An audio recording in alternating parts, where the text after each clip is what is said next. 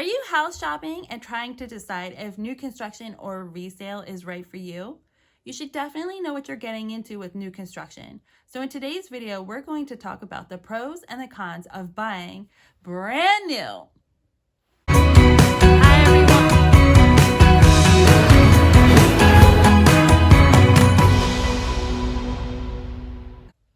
What exactly is new construction? Well, you have new construction and then you have a total custom build. For this video, I'm focusing on the pros and cons of new construction, although they may apply to custom builds. And so I'm using my own definition, which is the buyer purchases in a builder plan community by choosing a lot and one of the builder's models that are offered, and then is the first person to live in the home after it is built. Is new construction right for you? Let's find out. In a strong seller's market like we have right now in 2021, it can feel a little insane. I mean, homes are having bidding wars because of low inventory and they're going under contract in 2 or 3 days. So if you're getting tired of that and then you walk into a new construction sales office and you get to go and tell them which model you're interested in, they show you which lots it'll fit on, you pick a lot, you sign a contract, you hand them a deposit, and boom, you've got yourself a home. That might sound like a dream compared to getting your offers beaten out over and over again on a resale home. So less competition is definitely a pro. On average, new construction takes about 6 months to be built. So this con is pretty much the waiting game. You'll have to make sure that you take into consideration how long it might take to build your home. If you buy a stock home, it's generally about 3 months. But if you're buying something that hasn't even been built, or maybe the community hasn't even been started, it could be 6 months, 9 months, or even 12 months. Make sure that you are planning accordingly, meaning if you have a home to sell, you need to make sure you have somewhere to live after you've sold that home.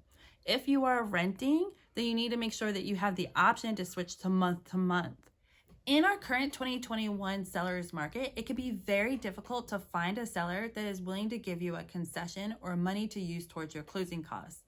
With new construction, they actually give you a financial incentive if you go along with using one of their preferred lenders. This financial incentive can usually be used towards your closing costs or towards design upgrades. New construction homes are often a little bit more expensive than a similar home that's for resale. This is attributed to the rising cost in construction materials. Also, you should keep in mind that many new construction homes do not come with things like a washing machine, a dryer, a refrigerator, or even something as simple as blinds for all the windows. You want to have a budget for that in place for after you buy the home. Make sure that your real estate agent is aware of what your final budget looks like so that they can help keep the cost down with your upgrades and your design choices, as well as keeping that number in mind when they're negotiating your final sales price. New construction homes are filled with the latest and greatest in technology, which means that the appliances that do come with the home are the most energy efficient, as well as the windows. Why does this matter? Well, it translates into a cost savings both in maintenance and in your utility bills. Are you like me and you just love the smell of new construction?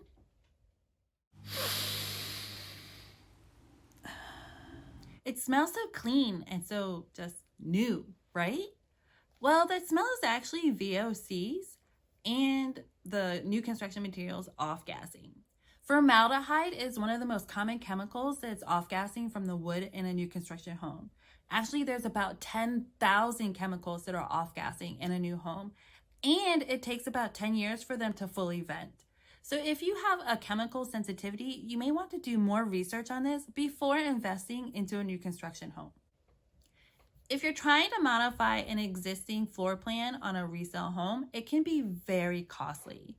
New construction builders are often on top of the latest and greatest in design trends. This means granite is out, quartz is in if that's what you want. It also means that there is less updating you'll have to do in the near future, especially if you're only planning to own the home for 5 or 6 years.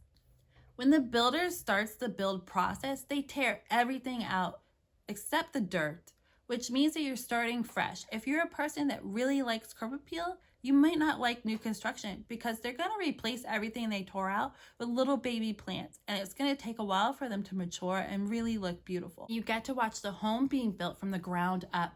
This gives your home inspector a very unique opportunity to do a pre-drywall inspection where they will check the electrical and the plumbing and make sure everything is done correctly. If it's not, the builder has a chance to correct it. The experience amongst builders varies greatly. You should definitely do some research about the builder you're planning to go with.